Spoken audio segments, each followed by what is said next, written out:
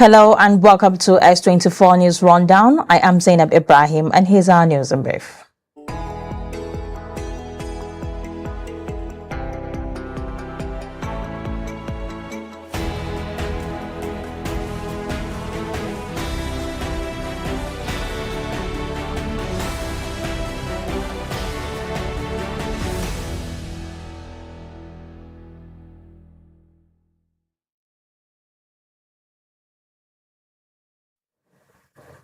Now the news in details. The Minister of Defense, General Christopher Musa, has dismissed reports claiming he resigned from office, describing them as false and malicious. He said he was shocked by the rumors, had no knowledge of their origin, and remains fully committed to his responsibility, warning that those behind the misinformation would face legal action. The Nigerian Upstream Petroleum Regulatory Commission (NUPRC) has awarded 37 oil and gas blocks to 31 companies under the 2025 licensing round, bringing an 8-month bidding process to a close. The commission said 143 companies submitted about 200 bids for the 37 blocks, despite reported attempt to intimidate members of the evaluation team. NUPRC Chief Executive Orisha Enyuson commended the evaluators for maintaining the integrity of the exercise and said the process was conducted in line with President Bola Tinubu's directive for transparency and credibility. Now to Ondo State, Governor Lucky Aiyedatiwa has approved automatic employment for 7 outstanding National Youth Service Corps (NYC) members who completed their service in the state as part of effort to reward excellence and retain exceptional talent. The governor announced the appointment during an award ceremony for outstanding education achievers in Akure, where students, teachers, and national award recipients were also recognized for their exceptional performances. In addition to the employment offers, Aiyedatiwa presented 1 million naira each to all 66 award recipients, describing the gesture as an investment in human capital development. The federal government has issued a 7-day flood advisory, warning that 17 states face a medium risk of flooding between July 21st and July 27th due to rising river levels. The Nigerian Hydrological Services Agency said water levels at key rivers, including the Karam, Wire, and Amba rivers have exceeded warning threshold, while 16 monitoring stations across the country are recording elevated levels, increasing the risk of flooding in nearby communities. Moving on to Lagos State, Office for Disability Affairs LASODA has denied allegations of corruption in the administration of the state 1 billion naira disability intervention fund, saying it has launched an internal investigation into claims that some officials demanded kickbacks from beneficiaries. The agency said it received an anonymous WhatsApp message alleging misconduct and immediately began a fact-finding exercise, despite not receiving any formal complaint before the allegations became public. Finally, on the internationals, the United States has carried out its 11th consecutive night of airstrike on Iran, targeting military facilities near the Strait of Hormuz as part of efforts to weaken Iran's ability to threaten international shipping in the strategic waterway. The U.S. Central Command, CENTCOM, said the latest operation involved fire aircraft, drones, and naval assets, adding that the mission was completed without disclosing details of casualties or damage. That's all. Let's move on to our business news segment with Marta. Hello, Marta. What do we have today? Hello and welcome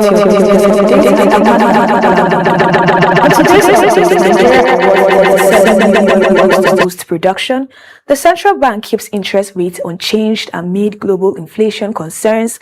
The federal government clears part of its long-standing debts to power generation companies, and the Nigerian exchange slips slightly as industrial stocks weigh on the markets. Here are the news in details.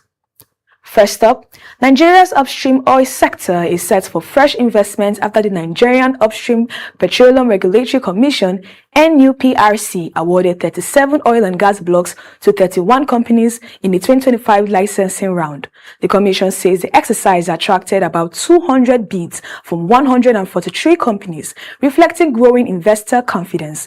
However, it has been warned successful bidders to promptly pay their signature bonuses and begin development or risk losing the licenses under the Petroleum Industry Act drill or drop provision. Meanwhile, the Central Bank of Nigeria has retained the country's benchmark interest rates at 26.5%. The Monetary Policy Committee says while inflation is showing signs of easing, renewed tensions in the Middle East could push up global oil prices, increase import risks, and reignite inflationary pressures. The bank says holding rate steady is aimed at protecting price stability and maintaining confidence in the economy. In the power sector, the federal government has settled 333 billion naira in outstanding debts owed to electricity generation companies or GenCos as part of efforts to restore financial stability across the industry. The payment forms the first phase of the presidential power sector debt reduction program, with government assuring investors that additional bond issuances will clear the remaining verified obligations and support improved electricity generation. And finally, moving to Nigerian exchange, the market closed the week on a softer note as the oil share index slipped by 0.14%, dragged down by losses in industrial stocks. Despite the decline, investors still gained about 222 billion naira in market value, thanks to additional share listings and sustained activity in banking stocks, suggesting that confidence in the broader market remains intact. And that's your business update for today. Stay tuned because Newspaper Review is coming up with Zainab Ibrahim and Abubakar Teraki right after this break.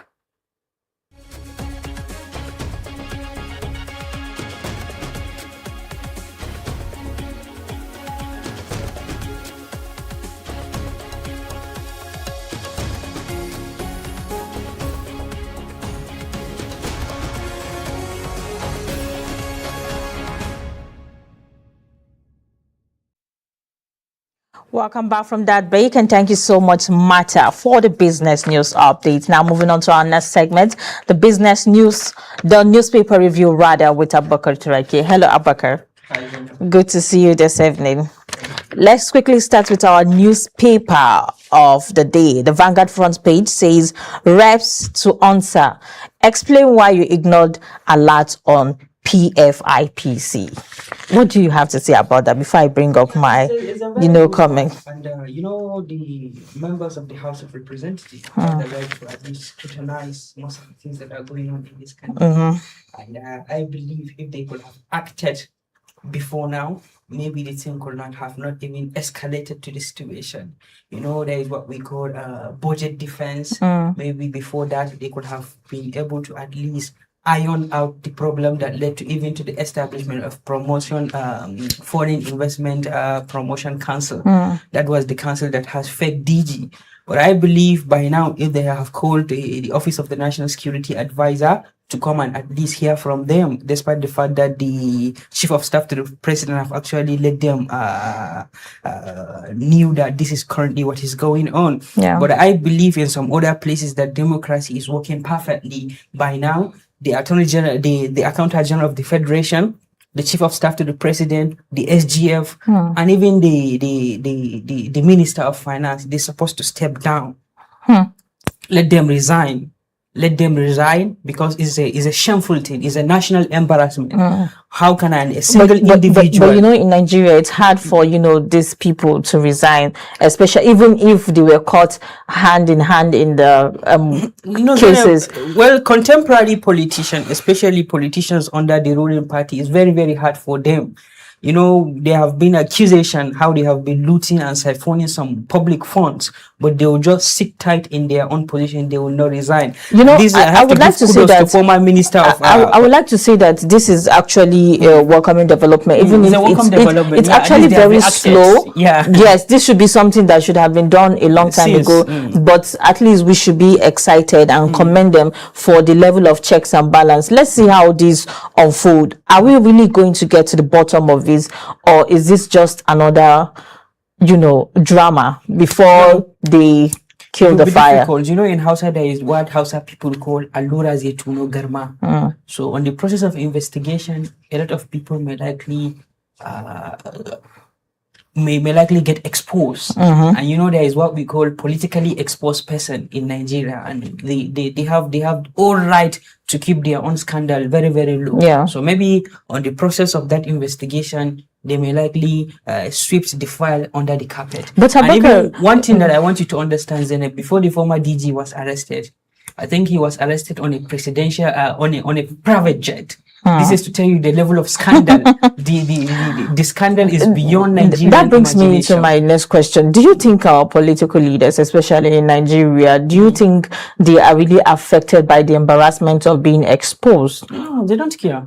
Because if you could remember I think during the 6 or 7 assembly, there's a video of a senator romancing one girl. They brought the video into the Halo chamber. They even played the video and he was there. That shows you that we've had a lot of exposure in the past. Of course, we even saw recently among them, the Senate president was just mocking his colleague, that there was a video that showed one senator romancing the leg of one woman.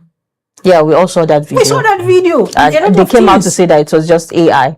Well, and some fact checker came out to say that it wasn't so close to being AI. Personally, what I came to realize is whatever Nigerian politician cannot do does not exist. That statement is actually a blow. It's actually a slap for us, because there should be people who are doing the checks and balance, even if you're politicians. In a country where the bag of rice is even higher than the minimum wage, what do you expect? Everybody is trying to compromise in order to get something to put it in their own pocket. So are you saying that as followers we also accommodated this, allowed this, because we don't ask questions? Yeah, because they have weaponized poverty. No matter how people are speaking, I want to bring change, I'm an advocate of good governance. Maybe one politician will corner you and give you a credit alert of almost 7 million naira. Do you think you can go against and you keep mute? Of course, a lot of people, we saw them. When we are in school, we just see them. I am a comrade. I am a comrade. I am a comrade. But when the comrade penetrate into the elite cycle, the comrade become even worse than them. I think that is even far-fetched, because we had Boala. He was once an outspoken person, only for him to join the political party he once criticized. What Nigerians politicians cannot do does not exist. We knew when someone during his youthful age who has been causing the then ruling party, which was the People Democratic Party, PDP, and now currently he's running under that political party. Let's end with that final statement. What Nigerian politicians cannot do does not exist. I'll move quickly to our next headline, and this is on the Daily Monitor front page. It says NIHA raises alarm over imminent flood in 17 states. Kudos, they have done their own part.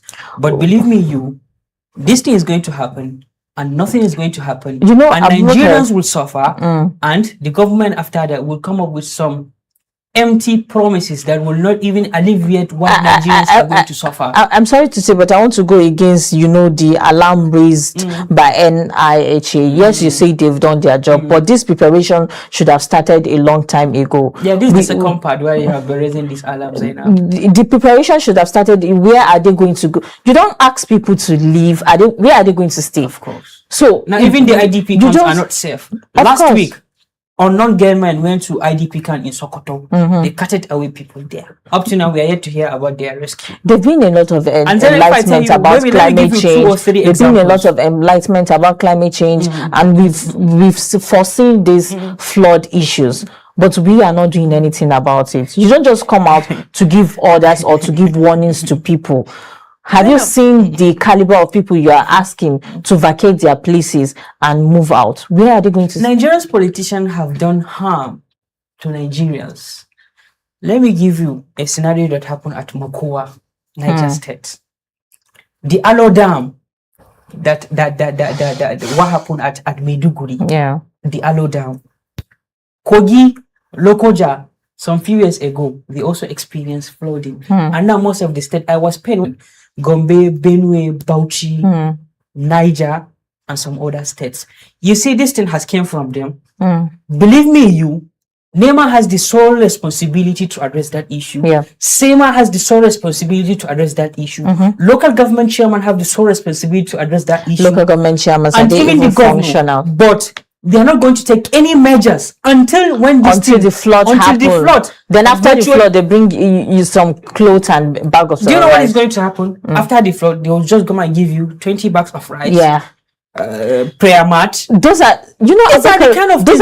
Where are we heading to? Those are the things that have happened in the past. That's why we knew that is what is going to happen after the flood happened. But please, what is the correlation between these bags of rice and flood? That is to tell you, those that are in the position of leadership are not competent enough, because the National Hydrological and Meteorological Agency. Is it that they're not competent enough, or they just have they just much more important? They just don't want to address the issue, because if they actually tempt the problem, like provided menace, where are they going to siphon money allegedly? You know, there's what we call security votes in a state. These are unremitted, unaccountable. We call security votes in a state. These are unremitted, unaccountable funds set aside by the state governor in order to address the problem of insecurity, the problem of emergency in the state. And some of the state governors may likely be happy. If I give you a scenario what happened under late President Muhammadu Buhari, may his soul continue to rest in peace. When Buhari wanted to bring this livestock ranch, so many governors, especially in the northern part of the country, went ahead and said that we don't want this thing. We don't want any Fulani in my state. But I can beat my chest. There is even an underground report that we saw. The former governor of Benue State, when Buhari started disbursing money to the governors that accepted that, he quickly ran to him and said that, oh, I also need, this is very, very good. These are the kind of politicians that we have. They are only after money. They don't even care about what we are going through. They don't even care about what we are facing. They don't even care about the healthcare that we are patronizing. They love patronizing public offices, but they fail to understand, if you keep the public offices, this is why you continue to siphon your money. All what Nigerians are after, they are after basic amenity, education, healthcare system, and even food to eat, and even security. We don't even have that. There is no any part of this country that is living in peace. But this announcement, or this warning, it's looking like they're just, communicating, talking to the people who are living in that. It has come to a stage whereby you are on your own as a citizen of Nigeria. There is no government. There is no presence of government. It's looking like the one as long as the government is not going to cater for you. Is it not better for the government to step down and let somebody come and take over? Okay, away from the government now, I think we as citizens should just find a way, because nobody care about you dying. Nobody, of course. Nobody. So for the meantime, I think people should just listen. It's hard actually, because let's be realistic. The caliber of people you are giving warnings, where do they have that people they are moving finding to? Difficult to eat 3 square meals a day. But one way or the other, I would like to end with this before we move on to our next segment, that people should please try and vacate that spaces where they are giving warning that there will be flood, in order to save our lives. And they should elect those people that will cater for them in 2027, because Nigerians politicians have been weaponizing poverty, have been weaponizing illiteracy, and have been weaponizing insecurity to win election. But this 2027, we believe that Nigerians are going to make a difference by electing people that came from that cut across different political parties. Thank you so much, Abubakar. We would like to see how, before the election, please, can we all save our lives and move from the places that are already being warned, if you are found in that area. Then ahead of the election, please prepare to bring in government that actually care about you. Let's move on to our next segment, the S24 report, coming to you after the break.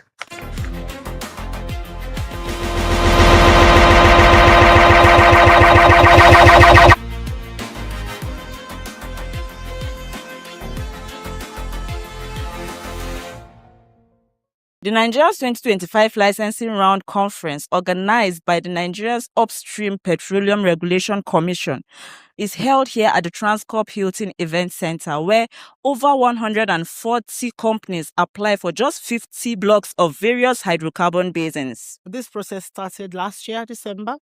The commercial bid conference is where we announce the winning bidders, and following that, we then go through a post-bid process in which we negotiate contracts with them before they get the actual licenses for the award. So this is like the conclusion. After this follows the contracting. The event held in Abuja attracted key players in Nigeria's oil and gas industries as companies competed for the petroleum prospecting licenses across the country's various hydrocarbon basins. We're expecting almost 500 million barrels from these 37 assets of oil. We have very limited gas assets in this bidding round. We have basically one or two prominent gas assets, and we're looking at about 2 TCF of gas coming from this bid round. More than 140 companies that met the pre-qualification requirements participated in the exercise, bidding for 50 onshore, shallow waters and deep water offshore blocks. As you know, we have to scale through the commercial process as well. We have won the technical bid, the brief qualification, and we are hoping to win the block that we've bidded for. Impact-wise, Nigeria-wise, we hope to very quickly in the first 90 days start to get our seismic drill. The Nigeria's Upstream Petroleum Regulatory Commission says the exercise followed the provisions of the Petroleum Industries Act of 2021, ensuring transparency, competitiveness, and accountability throughout the bidding process. It's a constant improvement as we continue in the process. Number one, it's a reassurance that Nigeria is really an investment destination. You have almost 300 interests. That is phenomenal. We brought in blocks of different, from different terrains and different basins, and we saw a representation of interest across all the terrains. So that's also fundamental and informative for us. Observers at the conference praised the Commission for conducting what they describe as a credible and transparent licensing process, expressing confidence that the successful bids will encourage more investment in Nigeria's upstream petroleum sector. First of all, I would like to commend the NUPRC for the manner in which they conducted this conference. What I noticed is the clear transparency in the process, the deployment of digital tools, and the way they carried along all stakeholders, not just the bidders that are interested in the assets, but also other stakeholders within the industry. The successful bidders are expected to proceed with the next stage of the license awards and exploration activities as Nigeria continues efforts to attract investment and unlock the full potential of its petroleum resources. For S24 Television, I am Hajira Suleiman.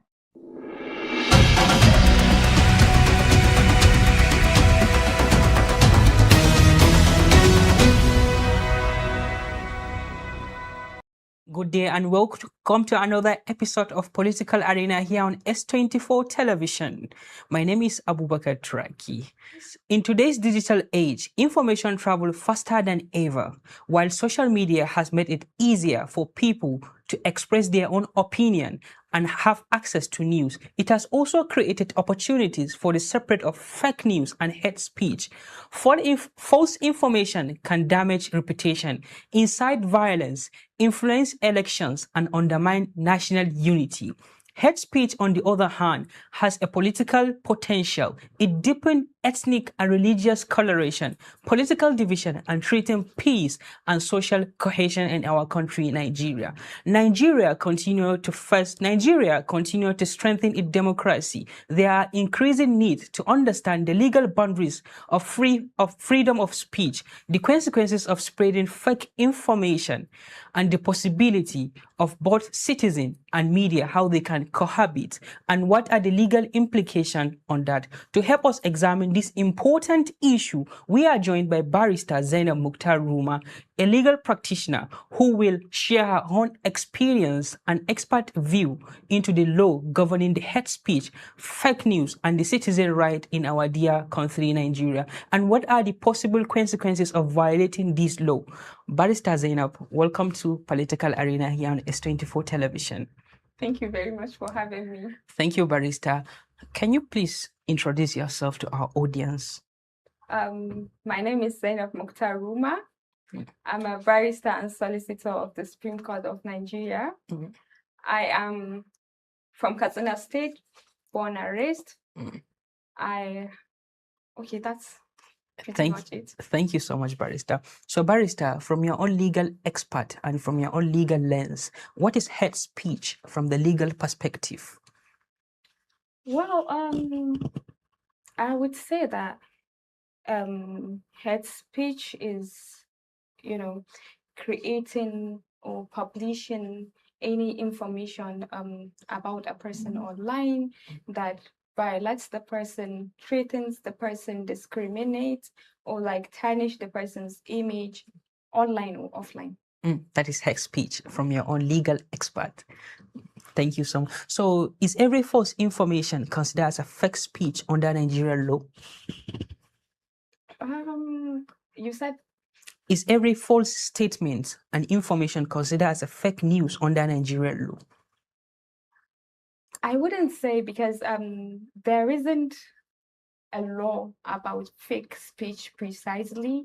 But then there are laws that protect a person's image. There are statements that you make that might be defamation of the character. person's character. So when you do that, it could amount to criminal defamation, which you might be punished. It could be imprisonment. It could also like be a fine, and it could be both. Both. So why have hate speech and fake news become major concern in Nigeria today, looking at the political situation in our country? I feel it's the social media contributed a lot to it, because with social media there is like little or limited control of people that come out to like say things. If you have your phone, you have your data, anywhere in Nigeria, you can just stay in your room and say what you want to say, and you publish it out there for a lot of people to see, to consume. Exactly. Despite the fact that it was all fabricated lies. Exactly. Or like, in the recent eras where there are news stations, newspapers, magazines, exactly, which are controlled, and then they have a reputation mostly to protect. So they always like post gendered gender real bias. News. No, like protecting people or exposing people. Exactly. They get their news, they publish accurate news, or like now that just anyone can publish anything. Of course. Does the Nigerian Constitution guarantee freedom of expression without limitation, or there is limitation? You see, that's where people get it wrong. I think Section 39 of the Constitution gives a person the right to like express himself as a citizen of Nigeria, but then people do not realize that right is subject to certain limitations. You cannot come out and just publish a hate speech about someone and then say you are just being expressive, because if while trying to like express yourself, you are defaming another person, or you are promoting fake news, misleading the public, to cause violence, to Havoc. cause exactly. So if you are doing that, the Constitution cannot protect you to that extent. So you have to face the full bullet of the law. Exactly. There are legal consequences. Okay, so what are the legal penalties that can someone face for spreading fake news? It could be. Is it imprisonment? Is it fine, or both? It could be imprisonment. It could be fine. In civil cases, it could be retraction. It could also be public apology and all of that. Okay, so can person be prosecuted simply for sharing and forwarding false information on social media? Well, I would say that would be subject to the court, and it would be entirely depending on the case, the kind of defamation, the kind of fake news that person promotes. You are a Gen Z barrister. Yes. So what responsibility do social media users have before sharing any kind of information? I would urge all the social media users to like verify news. You don't just see something. There is this thing that if I am to stay and publish something for my audience, if people keep reposting that and promoting it, they are like giving it out to wider audience. So I would say before sharing any information, I would say you should like try to verify it, try to figure the authenticity of that information before you share it to the next person. Simply because you have access to your phone does not give you the right to like mislead people and say things out there. We are in the era of social media, and we know how those influencers have a very strong voice. Is there any law that can hold them responsible for inciting people? Well, not really. There isn't any law currently which I know of that would say that will limit an influencer from inciting people. But then that influencer has to be acting according to the law. What you are doing online has to be legal. You cannot just come online to be promoting drugs and then expect the law not to work on you. Yeah. So long you are doing what you are doing is legal, there isn't any law I know that would like limit you. We spoke about the traditional media and the presence of social media. So what roles will traditional media play in combating fake news? You might mention, like, before you post or even repost, make sure what you are doing, it came from a very authentic source.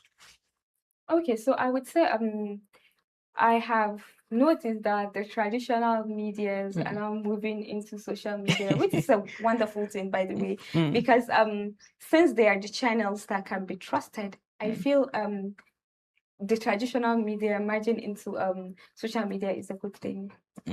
So how can citizens verify information before sharing it, as you are also a social media user? Is it by seeing that blue tick? No, I wouldn't say it's by seeing that blue tick. You have to like figure, first of all, what's the source of that your information? Is it legit? Is it legit, exactly? Or is it just something you randomly see? Who is posting? Who are you reposting from? What is the person's source? Why is the person putting that up? As a human being, if not anything, you should be able to tell, okay, this is somebody that has a good reputation and has been known for posting. There are channels online that okay, if this blog is posting this, it is definitely true. Legitimate. Exactly, because this blog is known for posting legitimate news, and also when they make the mistake of posting a they fake apologize. News, they apologize and Well, Barrister, what advice would you like to give to young Nigerians who rely heavily on social media for virtually everything? Because I came across one of a distant friend. He was just asking me about one social media app. I just confessed to her that I don't know. She was just amazed and she was shocked. So what advice will you give them? Well, I would say as much as social media is a good space, as much as there are a lot of positive things on social media, I would say that too much of everything is bad. Too much of everything Depending is bad. 100% on social media is not something I would recommend for anyone. And if there is anyone out there that does that, I recommend that person limits their social media interactions.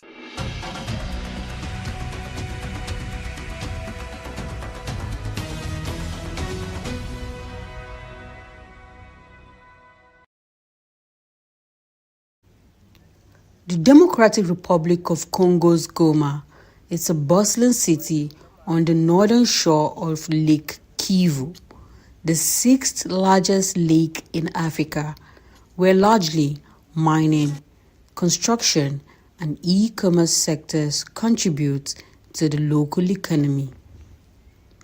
However, a sizable portion of its 2 million residents are farmers who profit from the city's black, highly fertile soil enriched by the nutrient-rich spews of Mount Nyiragongo, one of the world's most active volcanoes. Though conflict in the city grabs news headlines around the world, many of its residents are determined not to let violence define Goma. Farmers persist to do the steady, grueling work of planting and harvesting crops in order to feed the city and keep it moving. 65-year-old Josephine Mapendano is among the farmers in Goma's Lakvet neighborhood. I've been farming for more than 9 years. I didn't have a job before. A friend introduced me to farming here in Goma. I learned how to cultivate and organize the field, explained Mapindano. I was not born in Goma. We came here because of war. The war destroyed our livelihoods. We lost a way to eat, put on, and get medication. And because God loves his people, we came here and we managed to get how to sustain ourselves.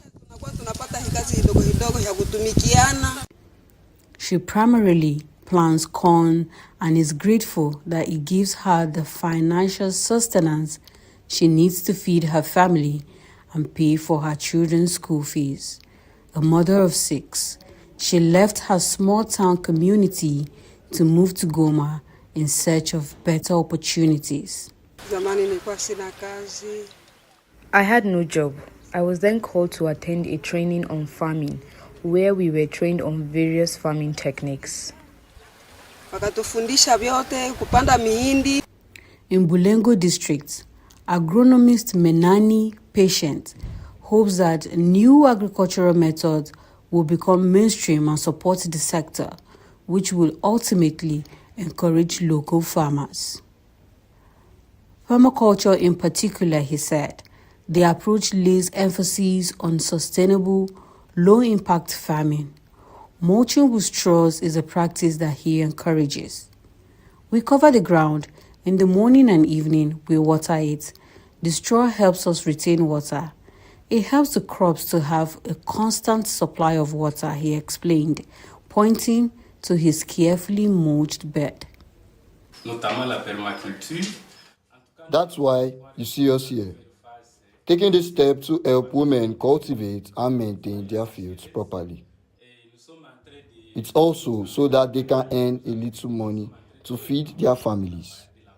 The women are fighting, and we thought it would be a good idea to add to what they are doing and see if the women can improve their farming a little bit compared to what we are experiencing.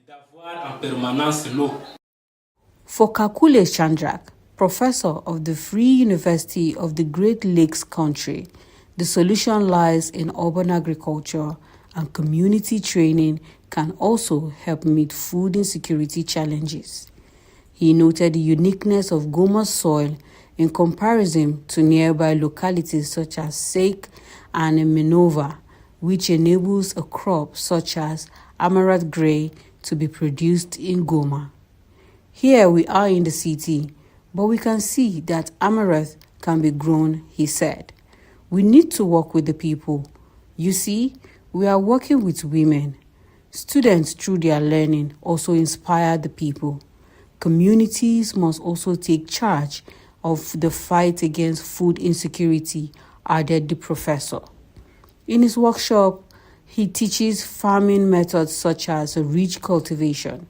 Before they are cultivated on large areas of land, without using what we call ridges here, ridges allow crops to have sufficient soil, he said. Here we are in the city, but we see that we can produce amaranth. Amaranth can no longer come from Sake. It can no longer come from Minova, but we can produce it here locally. That's one of the two things we said we have to work on with the people. You see, we are with the women. Our role is to ensure that the students here, through their learning, also encourage the local population, represented here by the women, and that the communities also encourage them to take charge of the fight against food insecurity. Non-profit organizations like Undugu assist farmers, like Mapindano, recognizing the critical role they play in society as the providers of local food staples needed to head staff of hunger and malnutrition. Undungu concentrates its efforts to teach sustainable cultivation techniques to women farmers. Trainers go in the field with women farmers to give hand-on practical guidance. Paraslet Magabo, the organization supporting a member, says, "That's why you see us here, taking this step to help women cultivate and maintain their fields properly, so they can also earn a little money to ensure that their families don't go hungry. Women are fighting, and we thought it would be a good idea to do our bit to see if they can improve their crops." Goma is currently not a major regional exporter of agricultural produce. Therefore, local markets are a vital resource for farmers. C'est pour cette raison que nous voyons ici en train de faire cette démarche. In the old days, farming was easy.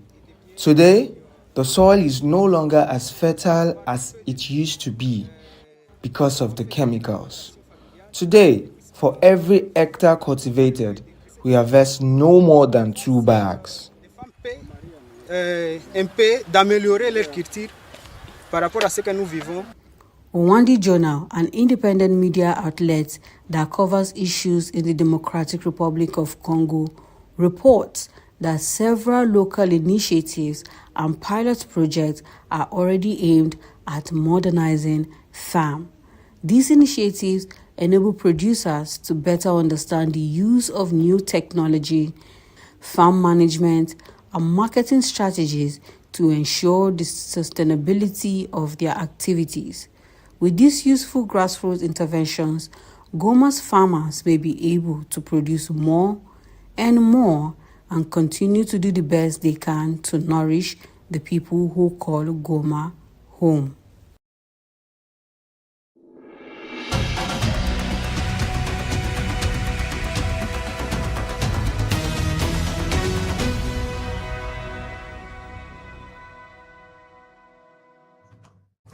Security operations continue across Nigeria as troops intensify offensives against terrorists, kidnappers, and other criminal elements, recording fresh successes in Borno, Plateau, Sokoto, Zamfara, and Cross River states. Welcome to Security Update on S24 Rundown. I am Gloria Atta, and here are today's top stories. Let's begin. Troops of Operation Fansanyama have rescued 27 kidnapped victims and foiled fresh abduction attempts during coordinated operations in Sokoto and Zamfara states.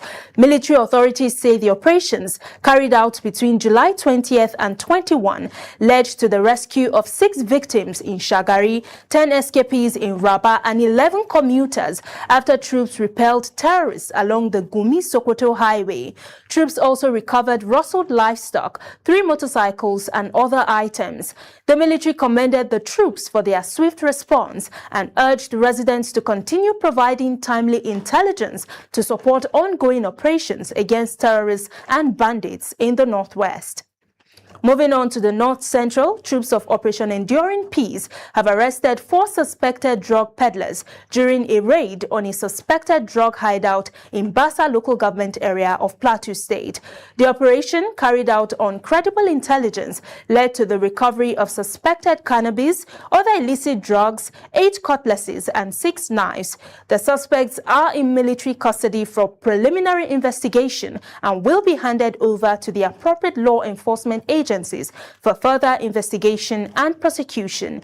Military authorities say the raid is part of ongoing efforts to combat drug trafficking and tackle insecurity across Plateau State. And finally, the Cross River State Police Command has arrested a 39-year-old man, Udeme Emmanuel Ekpeme, for allegedly posing as a medical doctor and defrauding a woman of 500,000 naira with a false promise to secure jobs for her children at the University of Calabar Teaching Hospital.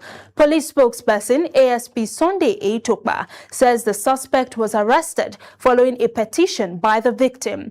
Investigators recovered exhibits linked to the case, while the suspect remains in custody. The Commissioner of Police has ordered a full investigation to identify other possible victims and accomplices.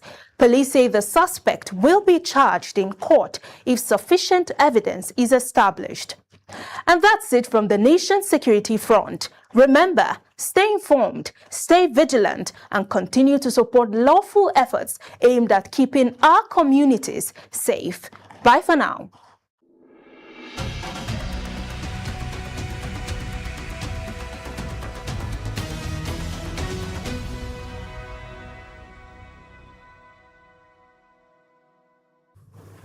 Hello and welcome to Tech World Updates, where we discuss technology, innovation and digital world. I am Aisha Muhammad.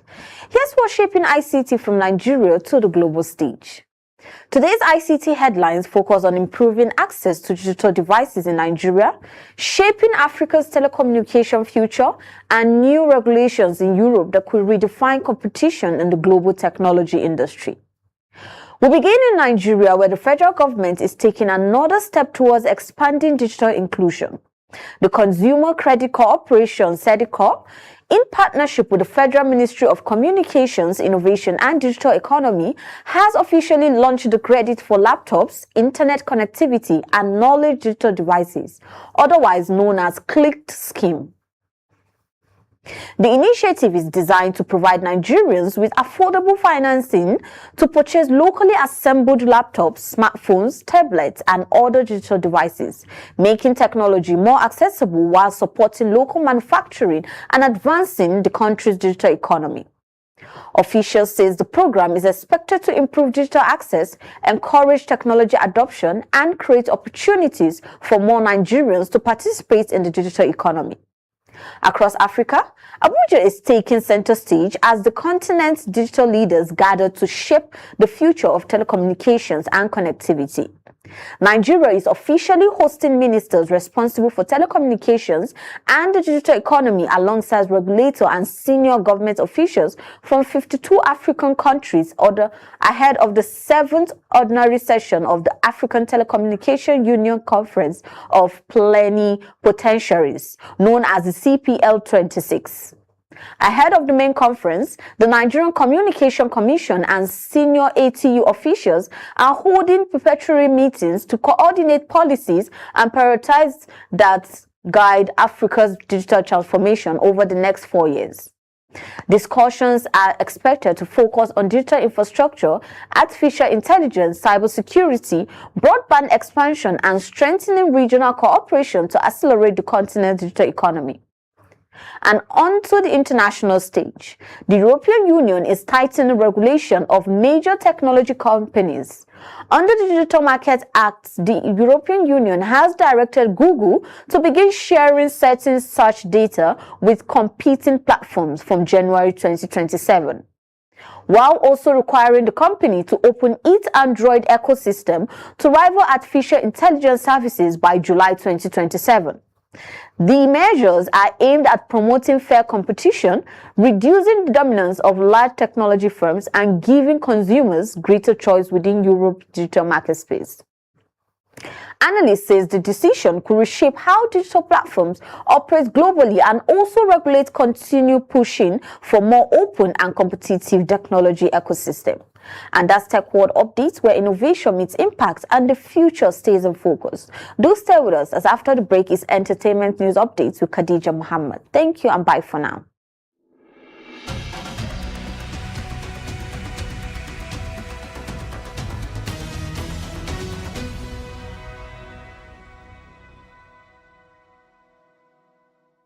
If celebrity gossip paid rent, landlord would be begging us for update. Welcome to your entertainment update, where today's stories prove that fame comes with applause, pressure, and plenty of people in your comment section. Let's jump right in. Starting with the Nigerian rapper, YC has revealed that he has been living with bipolar disorder since 2020. Speaking during a recent conversation with fans, the rapper said getting a proper diagnosis wasn't easy because Nigeria has very few mental health specialists. He explained that many people dealing with mental health conditions are often misunderstood due to limited awareness. YC hopes sharing his experience will encourage others to seek help without fear or shame. And fans have applauded his honesty, describing it as an important step in breaking the stigma surrounding mental health in Nigeria. Now, from a serious conversation to something guaranteed to exercise your laugh, because sometimes the best therapy is a good comedy. Visa on Arrival is officially back for its 9th season, reopening the doors to Nigeria's funniest fictional visa office. The hit comedy series returned with fresh characters, hilarious misunderstanding, and its signature on bureaucracy and everyday Nigerian life. Fans are already celebrating online, saying the show's unique mix of comedy and relatable storytelling is exactly what they've been waiting for. And finally, let's visit the place where opinions travel faster than a Wi-Fi. Bollywood actress Katrina Kaif has come under criticism after remaining silent during the ongoing SJP protests. Some fans question why she had not publicly addressed the movement, while other celebrities voiced their support. The criticism intensified after a fan page with more than 70,000 followers announced it was shutting down, citing disappointment and online pressure. Katarina has not responded to the backlash, but the debate continues over whether celebrities have a responsibility to speak on social and political issues, or if remaining silent is a personal decision. And that's your entertainment update. Remember, today's trending topic can become tomorrow's old news to enjoy. The gist while it's hot. I will catch you next time with more stories, more stunts, and just enough drama to keep your group chat alive. Coming up next is Sport News with Steven after the break.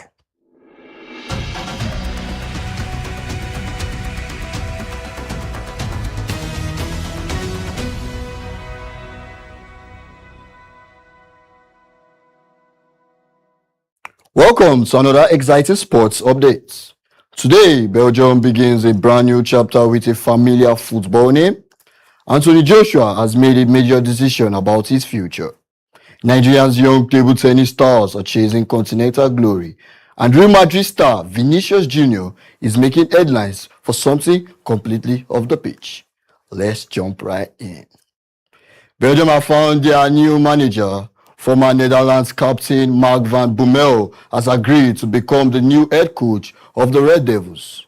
With a deal expected to keep him in charge until 2028, the ex-Wolfsburg boss replaces Rudi Garcia following Belgium's World Cup campaign.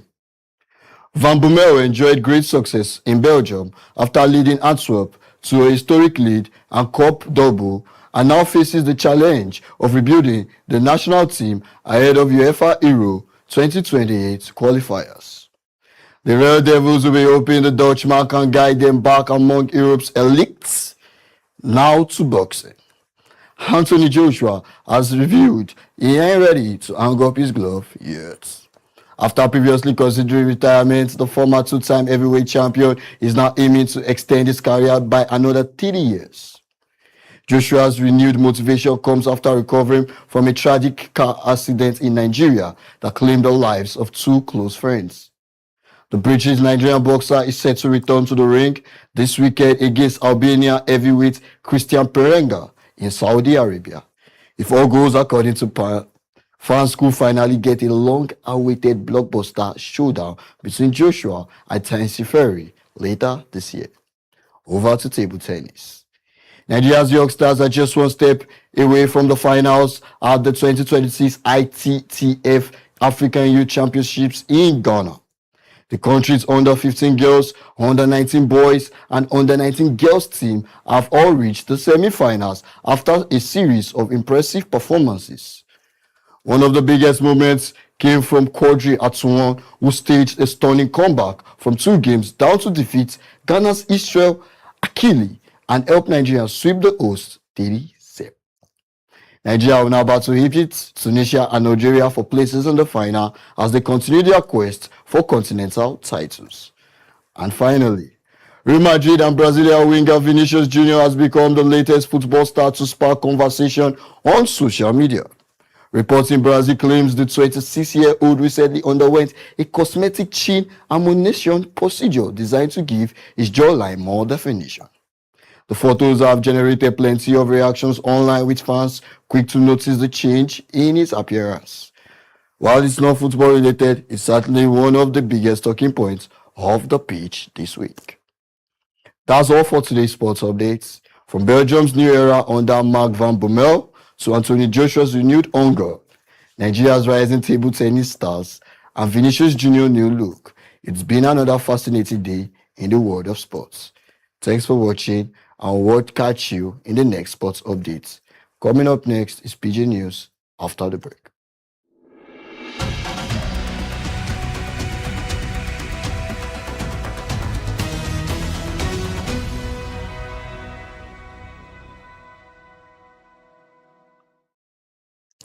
My people, una welcome onto S24 Pidgin Tori wey dey drop here as e be unto wetin dey shele for Naija and Obodoyibo. We don carry another one come for una today, na to draw chair come close kia make we enter the main matter for today. Defense Minister General Christopher Musa don deny reports wey yarn say im don resign from office, and he described the report as false and malicious. The minister yarn say he shock as he hear the rumor. He still come yarn say he no know where the informate dey come from. General Musa yarn say he still dey fully committed to im responsibility, as he wan say anybody wey dey behind the false informate go face legal action. And the Upstream Petroleum Regulatory Commission for Naija wey be NUPRC don award 37 oil and gas blocks to 31 companies under the 2025 licensing round. The award marked the end of the 8-month bidding waka with 143 companies submitting about 200 bids for the 37 blocks. NUPRC Chief Executive wey be Orishemeyiwa Eyesan throwaway better salute give members of the evaluation team for maintaining the integrity of the process, despite reports dey unto say they bin wan intimidate some of them. Eyesan yarn say the exercise follow President Bola Tinubu directives for transparency and credibility. And this one they come from Ondo State Governor wey be Lucky Ayedatiwa, as he don approve automatic employment for 7 outstanding National Youth Service Corps wey be NYSC members wey they don complete their service for the state. The governor announced say the appointment during the award ceremony for outstanding education achievers for Akure. Ayedatiwa also dash 1 million naira each for Naija currency to all 66 award recipients, including students, teachers, and national award winners. The governor yarn say the gesture na part of government efforts to reward excellence and invest in human capital development. And federal government don issue 7-day flood warning to 17 states where they face medium risk flooding between July 21st and July 27th. The Niger Hydrological Services Agency will be NIHSA yarn say water level for some major rivers like Karam, Waya, and Amba rivers don't pass warning threshold. The agency also yarn say 16 monitoring stations across the country they record high water levels, increasing the possibility of flooding for nearby communities. And this one they come from Lagos State Office of Disability Affairs, will be LASODA. They don't deny allegations of corruption in the management of the state's 1 billion naira disability intervention fund. The agency yarn say it don't begin internal investigation into claims unto say some officials they demand kickbacks from beneficiaries. LASODA yarn say he received anonymous message for WhatsApp where alleged misconduct and sharply they start to torchlight the matter, even though nobody submits any formal complaints before the allegation become public. And last onto Obodoyibo matter, the United States don't carry out airstrikes on Iran for the 11th consecutive night, targeting military facilities near the Strait of Hormuz. The operation and are part of the efforts to make them for weak Iran ability to threaten international shipping along the strategic waterways. The U.S. Central Command will be CENTCOM, yarn say fighter aircraft, drones, and naval assets take part at the latest operation. The command yarn say the operation don't complete, but it no disclose details about casualties or the extent of the damage. My people, now all we get for una today be that always remember say if you no know where to go, any road fit look like correct road for your eye. My people, una bye.